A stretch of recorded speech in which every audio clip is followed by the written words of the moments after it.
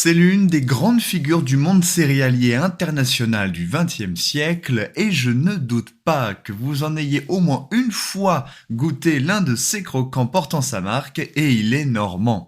Du pain de régime au pain concentré en passant par la célèbre biscotte, Charles de Berre a popularisé avec succès nombre de productions innovantes sorties de ses usines. Personnage aux multiples facettes, tantôt artisan boulanger, tantôt chef d'entreprise haut en couleur, mais aussi inventeur passionné par le progrès scientifique, notre personnage est allé de découverte en innovation pour finalement laisser une empreinte durable dans l'univers des produits céréaliers et du secteur agroalimentaire. Une destinée exceptionnelle dont je souhaite vous en faire l'écho à travers ce nouvel épisode d'Histoire de Normand, à la rencontre de Charles de Berre, artisan boulanger considéré comme le père de la biscotte industrielle.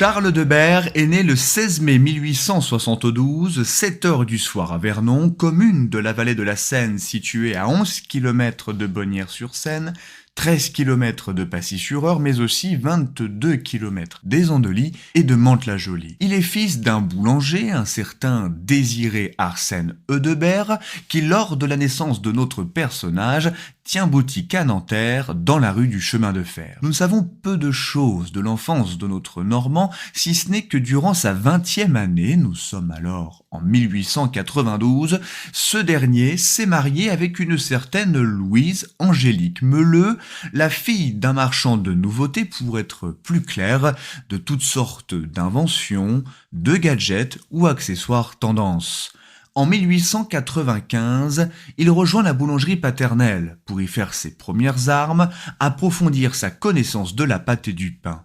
Et c'est à ce moment-là que notre jeune homme a démontré l'étendue de son ingéniosité et son sens du rendement commercial en ayant tout bonnement l'idée de trancher et de cuire une seconde fois les pains invendus pour éviter les pertes. Alors, cela me fait quelque peu sourire en bon petit-fils de commerçant que je suis du côté maternel, puisque je reconnais bien là certaines pratiques astucieuses permettant d'éviter les pertes, le gaspillage. Sans doute que cela n'est plus possible aujourd'hui. Je ferme la parenthèse. Quoi qu'il en soit, dès ce moment-là, la biscotte, issue du nom de biscotto, fut née, véritablement sanctuarisée. Mais certains, dès lors, ont alors cru, et cette légende s'est répandue dans la société et subsiste encore de nos jours, que Charles fut l'inventeur de la biscotte. La réalité est en fait bien plus complexe et nuancée que cela. Car en effet, à Paris, certains boulangers vendaient déjà du pain de nouveau cuit au four dès les années 1860. Et cette recette, cette astuce, venait elle-même du Benelux, la Belgique et les Pays-Bas. Mais là où notre Normand, Charles de Berre, s'est illustré pour devenir le père de la biscotte industrielle, c'est justement en faisant preuve d'une grande maîtrise de la communication, du marketing aussi, pour commercialiser la biscotte dans toute la France et nous allons le voir dans le monde entier. Car Charles de Berre a toujours accordé une importance à la qualité nutritionnelle et fut même l'un des premiers à se tenir informé des recherches médicales au sujet de la nutrition des Français et vous allez comprendre pourquoi. Car au même moment, plusieurs médecins, s'appuyant sur la chimie, défendaient l'idée d'une alimentation contrôlée et préventive. Les chercheurs de l'époque se sont par exemple intéressés au pain consommé à Paris, vivement critiqué pour son mode de cuisson au charbon qui le rendait en somme indigeste et sans saveur une fois durci. Ces observations et analyses ont également été recensées pour d'autres types de pain et ont finalement conduit les professionnels de la médecine à appeler publiquement à la fabrication de pains spéciaux, plus digestes, destinés notamment aux malades et à toute personne soucieuse d'une bonne hygiène alimentaire. Vous vous faites sans doute une idée, une réflexion et je suis prêt à parier que vous avez bon.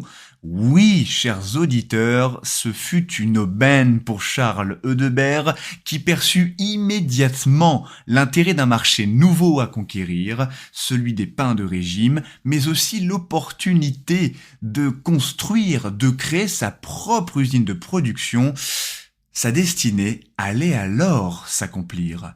Dès 1903, il fit le choix de déposer un brevet pour un pain à la caséine et de lancer sa marque de produits de régime intitulée Eudebert, avec pour slogan le précepte de Voltaire « Régime vaut mieux que médecine ». Nous ne pouvons être plus clairs.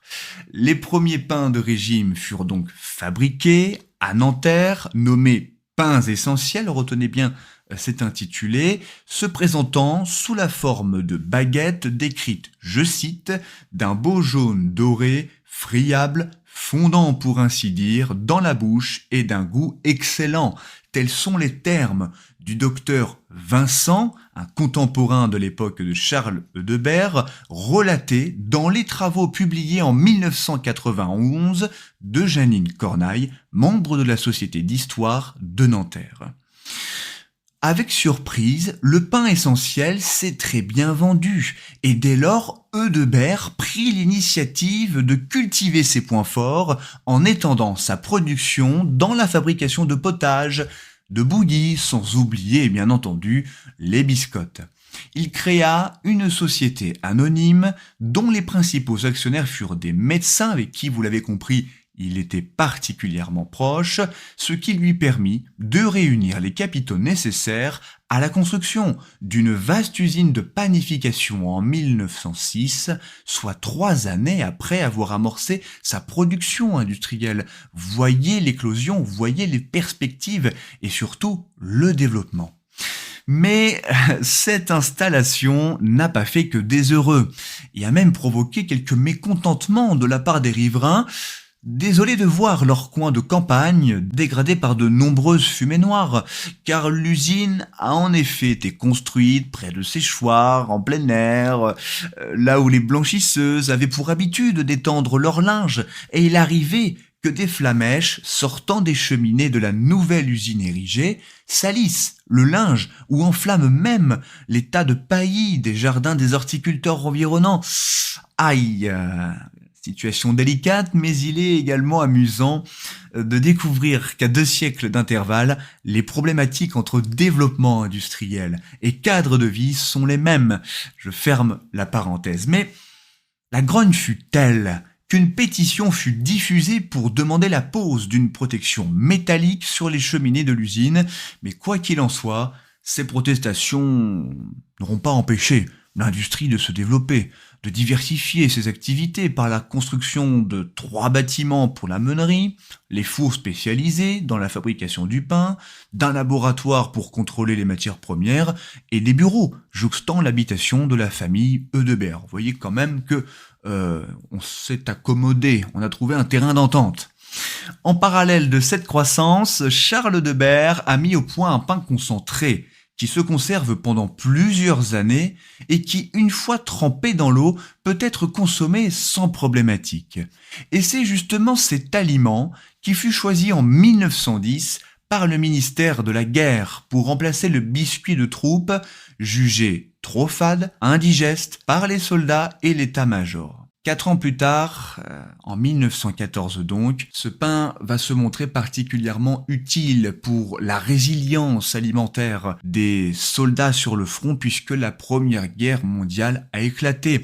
L'Europe et le monde ont basculé dans un conflit fratricide dont nous connaissons tous les retombées, les conséquences. En bon patriote, consciencieux du devenir de son pays, Eudebert a cédé la licence gratuitement à l'État de la recette de son pain pour approvisionner les armées françaises mobilisées sur le front. En avril 1917, par un décret, est interdit la fabrication des biscuits pour la consommation civile et tous les entrepreneurs privés furent appelés à intensifier la production du pain de guerre de notre Normand. La recette a été communiquée et les industriels industriels, concurrents que soient-ils, où étaient-ils à ce moment-là, ont été contraints de suivre cet effort de guerre. Charles de Berre, très soucieux de la qualité du pain, n'hésita pas à faire détacher des contremaîtres et des pétrisseurs pour former le personnel des autres entreprises. Vous voyez quand même la notoriété, l'influence de notre Normand. Et cette préoccupation, cette conscience de Berre, eh bien en fait n'était pas nouvelle, puisqu'en 1908, il défendait déjà ses produits lors du Congrès international pour la répression des fraudes alimentaires et pharmaceutiques. Donc en réalité, très rapidement, plus que son idée, plus que la construction de sa nouvelle entreprise, notre Normand s'est forgé une notoriété nationale et a commencé déjà à conquérir le niveau international. C'est un influenceur économique qui est alors né à ce moment-là. À l'horizon, voyez-vous dans la brume, les grands vapeurs s'avancer doucement, brisant les flots dont chaque vague écume, comme ils sont beaux dans le soleil levant, majestueux, ils voguent vers la France, et leur fumée plane au vent du matin, sur la jetée, palpitant d'espérance, la foule attend, regardant au lointain, on aperçoit leur joli pavillon, drapeau ami d'une grande nation. Et l'étendard étoilé qui flotte sur notre France, c'est l'emblème de vaillance d'un pays de liberté. Et l'étendard étoilé uni aux couleurs françaises, on l'acclame, noble et fier, et de partout monte dans l'air la Marseillaise.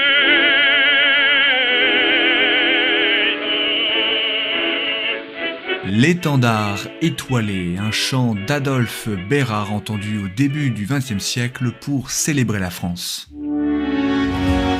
À la fin du conflit, la marque de Berre, grâce au choix du ministère de la Guerre, bénéficiait d'une grande renommée en exportant ses produits aux États-Unis pour conquérir de nouveaux marchés et en implantant des usines à Lyon, à Bruxelles en Belgique, à Londres au Royaume-Uni ou encore à Alger en Algérie, alors colonie française. C'est une véritable réussite tricolore qui était dès lors perceptible par des centaines d'industriels et d'investisseurs concurrents qui n'avaient que leurs yeux pour observer la situation. Charles a connu quant à lui une véritable consécration au sortir de la guerre, en étant élevé au rang de chevalier de la Légion d'honneur et en étant élu premier président du syndicat des produits de régime dont il est accessoirement le fondateur. C'est pour notre entrepreneur normand le temps de la diversification commerciale. En 1919, outre les biscottes, la marque de Berre a décidé de diversifier les produits commercialisés,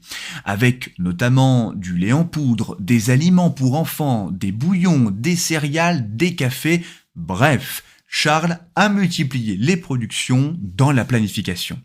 Il est par exemple à l'origine du pain intitulé des villes d'eau, pour accompagner ainsi le développement du thermalisme en France avec des villes et des villages qui ont été bâtis à cet effet aussi bien dans le sud de la France qu'en Normandie, et n'hésita pas à conquérir de nouveaux secteurs de production à l'image des pâtes alimentaires. Il est à l'origine, il a commercialisé des pâtes nommées les papillons que nous pouvons retrouver dans les supermarchés aujourd'hui, les langues d'oiseaux ou encore plus connues pour les parents ou les jeunes enfants, les pâtes alphabet qui ont été commercialisées dès 1932. C'est dire l'ingéniosité de notre Normand, et encore une fois, j'aime à le répéter, c'est normand, c'est aussi français. N'ayant pas perdu pour autant son attention portée au bien-être et à la nutrition saine, il a fondé en 1926 les laboratoires E. de Berre, spécialisés dans les produits de régime.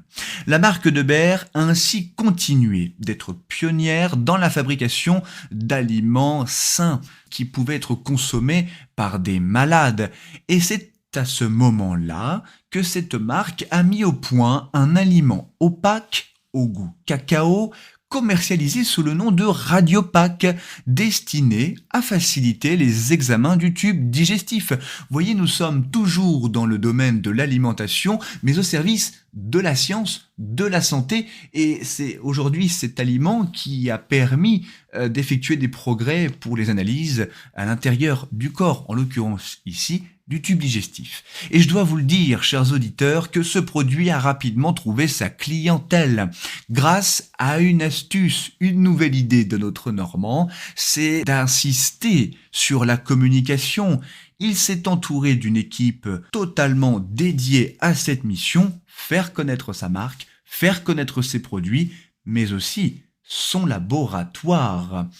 C'est dans les travaux de la Société d'Histoire de Nanterre que nous pouvons comprendre le tournant qui a été pris par Charles Debert en investissant le champ de la communication. Je cite un extrait des travaux.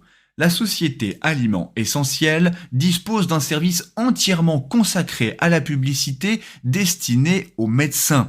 Et c'est ainsi que les médecins se sont mis à recevoir régulièrement des brochures, des circulaires, des échantillons, des guides pratiques contenant les informations médicales des produits Eudebert pour qu'ils soient remis aux patients, pour que les médecins se mettent à prescrire les produits Eudebert. C'est une stratégie que je trouve particulièrement fascinante et criante en réalité de simplicité.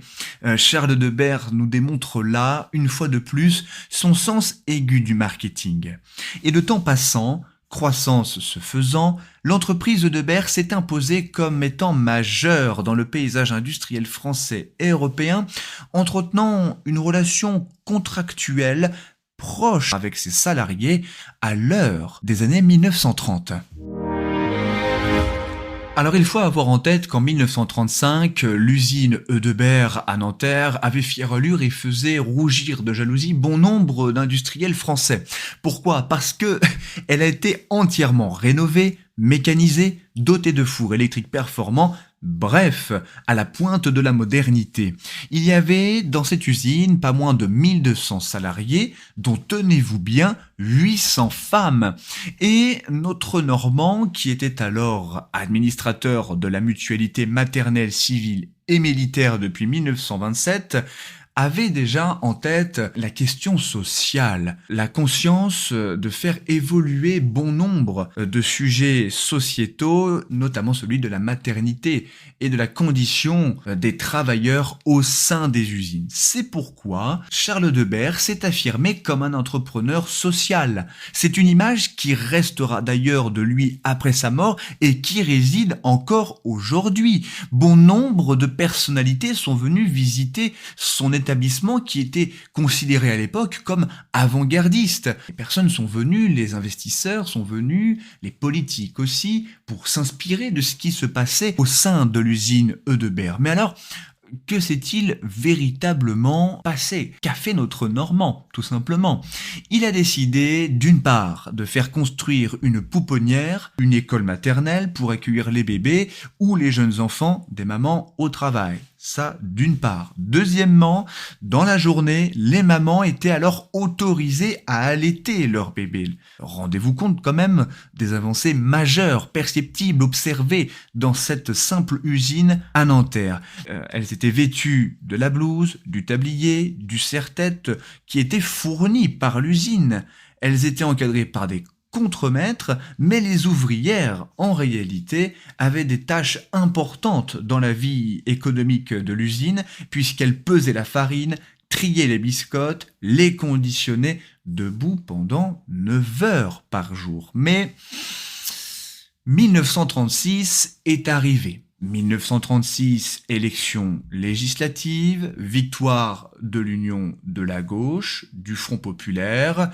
Léon Blum a été nommé Premier ministre et la question sociale qui, de manière parcellaire en France dans le monde économique, s'est véritablement retrouvée au premier rang des préoccupations. Et cela a eu un effet boule de neige. C'est parti des élections législatives, au sommet de l'État, jusque dans les villes et les villages. Les ouvriers se sont rassemblés, des revendications sont remontées de toutes les régions du pays. Forcément que l'usine Eudebert a été impactée bien malgré les avancées. L'usine a été occupée pendant 15 jours une première fois à partir de 1936 et pour la première fois même dans l'usine Eudebert, un syndicat a vu le jour sous l'impulsion non pas d'un homme mais d'une femme, Jeannette Pertuis, qui a été suivie par la majeure partie du personnel et ils ont tous adhéré à la Confédération Générale du Travail, dit la CGT, de manière plus populaire aujourd'hui. Le gouvernement Blum a décidé de limiter à 40 heures la durée hebdomadaire du travail et le syndicat patronal de la biscuiterie a déposé un pourvoi en cassation sous prétexte qu'une telle mesure ne pouvait être appliquée dans la profession et donc une nouvelle grève fut observée de 3 jours cette fois-ci au sein de l'usine Eudebert. Finalement, c'est le 7 octobre 1937, une année après qu'un compromis a été trouvé, un arbitrage effectué et un accord signé sous la pression du président du conseil lui-même. Mais après cet épisode qui aura permis des avancées notoires pour les ouvriers, pour les salariés dont nous bénéficions toujours aujourd'hui, notamment les congés payés, un exemple parmi tant d'autres, est venu un autre temps, bien celui de la Seconde Guerre mondiale, ouvrant l'ultime chapitre pour notre Normand. Quoi de plus gai qu'une chanson de route? Rien, rien, rien. Vous avez raison, sergent. Quoi de meilleur que de casser la croûte? Rien, rien, rien. Surtout quand on a de bonnes dents. Bonjour les petits oiseaux, bonjour les copains. Si ça ne va pas tantôt, ça ira mieux demain. Si ça ne va pas tantôt, ça ira mieux demain. Quoi de plus clair qu'un bon vin qui pétille? Rien, rien, rien. Vous avez raison, sergent. Quoi de plus frais qu'un joli brin de fille? Rien, rien, rien. Surtout quand on a 20 ans. Bonjour les petits oiseaux, bonjour les copains. Si ça ne va pas tantôt, ça ira mieux demain. Si ça ne va pas tantôt, ça ira mieux demain. Ça ira mieux demain, interprété par le chanteur Monty, une chanson de marche pour les mobilisés de la Seconde Guerre mondiale qui regrettaient tout ce qu'ils avaient laissé derrière eux et qui pensaient déjà au retour prochain. Septembre 1939, l'Allemagne envahit la Pologne et le monde bascule de nouveau dans un conflit global. Les économies de guerre sont adoptées par les États, les industries tournent à plein régime pendant que les bombes pleuvent sur le front. Le 22 juin 1940, la France a capitulé. Les Allemands marchèrent sur Paris et mirent la main sur le tissu économique national.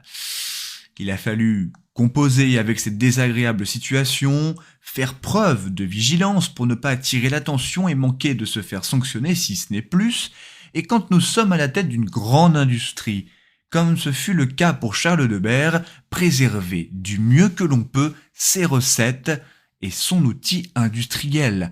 Il ne faut pas perdre ce que nous avons mis des années à bâtir, à construire. La marque Eudebert a malgré tout continué de commercialiser ses biscottes, sous la contrainte germanique, avec une demande toujours importante puisque le pain était d'une qualité si mauvaise à ce moment-là, puisqu'il y avait des problèmes d'approvisionnement, l'agriculture n'était pas aussi productive qu'elle ne l'était avant le début du conflit, puisque les hommes étaient mobilisés, eh bien, tout ceci a fait que la biscotte a été préférée au pain qui était fade. C'est le moment de la biscotte, voilà. Jusqu'au bout, notre personnage, Charles Eudebert, aura tout donné pour son entreprise et ses salariés. Dans le climat anxiogène de l'occupation et de la guerre qui aura été le théâtre des premiers et espérons derniers usages de la bombe atomique contre un pays adversaire en 1945, l'entreprise est parvenue malgré tout à se maintenir, faisant même l'objet d'une croissance soutenue avec notamment une production passant de 2400 tonnes en 1939 à 32 000 tonnes durant l'année 1949 jusqu'à 72 000 tonnes de biscottes produites en 1956. Mais c'est cette même année, marquant la fin du conflit, que Charles de Berre, il avait alors près de 73 ans. De nombreux hommages lui furent rendus, lui qui a contribué au rayonnement de l'industrie française dans le monde entier et qui a contribué à placer la valeur nutritionnelle des aliments commercialisés au cœur de l'économie agroalimentaire. Beaucoup ont reconnu et salué l'esprit vif d'un homme inspiré, dont le sens des affaires et l'intuition développée l'ont amené à transformer un simple réchauffé en véritable produit prisé de consommateurs. Malgré le poids des années et les mutations économiques de notre société moderne, avec notamment l'instauration du marché commun européen après son décès, son héritage, la marque de Berre, subsiste dans le paysage commercial et les biscottes continuent à exalter les papilles de millions de consommateurs chaque jour en France et dans le monde. De Berre est aujourd'hui une marque de lu appartenant au groupe Mondelez International, recensant 9 usines en France. Il y en a une à Vervins, une autre à Toulouse, mais aussi à Granville, l'usine de Granville, dans la Manche, tantôt appelée dans le coin usine Magdeleine, de Berre ou Lu, produit chaque jour plus de 6 millions de biscottes grâce à l'implication de 160 collaborateurs et d'une dizaine d'intérimaires qui s'affairent 5 jours sur 7, 24 heures sur 24. Alors, quand vous irez faire vos courses dans vos supermarchés respectifs, prenez le temps de chercher les paquets des biscottes jaunes avec un ciel bleu sur lequel est estampillé de Berre. Vous rendrez hommage aux salariés qui ont passé du temps à la préparation, mais surtout, vous contribuerez à entretenir vivante la mémoire de notre Normand artisan boulanger, le père fondateur de la biscotte industrielle. Désormais, chers auditeurs, vous saurez.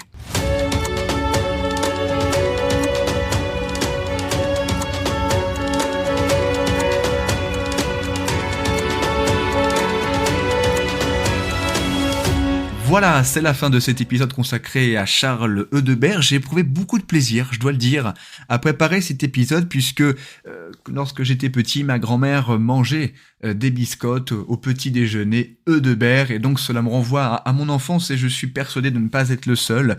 Et c'est toujours curieux, plaisant de constater que ce sont les petites choses qui peuvent nous rendre heureux. Et pour le coup, j'ai éprouvé beaucoup de plaisir à préparer cet épisode. C'est une destinée exceptionnelle. Alors, Charles de Berre est né à Vernon, a passé la majeure partie de sa vie en région parisienne, mais il n'en reste pas moins. Et ça, on ne pourra jamais nous le retirer en tant que Normand, c'est qu'il est né dans l'Eure, à Vernon. Voilà, c'est normand, c'est français, je le répète de nouveau. Merci à vous tous d'être de plus en plus nombreux à écouter Histoire de Normand. Je vois chaque fois le nombre d'écoutes augmenter, alors merci du fond du cœur. On se retrouve le mois prochain pour un nouvel épisode. En attendant, portez-vous bien. Je vous dis à très vite et vive la Normandie.